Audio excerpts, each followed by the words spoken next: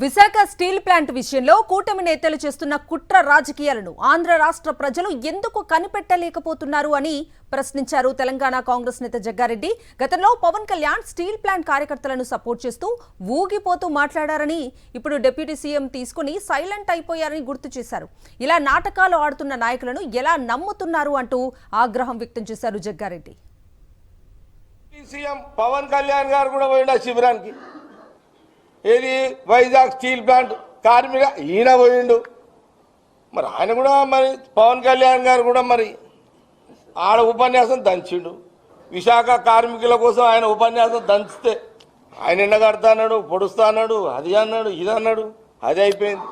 మరి ఆయన కూడా డిప్యూటీ సీఎం అని. విచిత్రం ఏంటంటే అసలు ఆంధ్రప్రదేశ్ ప్రజలు ఏం ఐక్యంలో ఉన్నారు, ఏం ఆలోచన చేస్తున్నారు? ఇంత దారుణమైన యాక్టింగ్ ఇది ఎందుకు గమనిస్తలేరు? ఇది జీవితంతో కూడుకున్న స్టీల్ ప్లాంట్.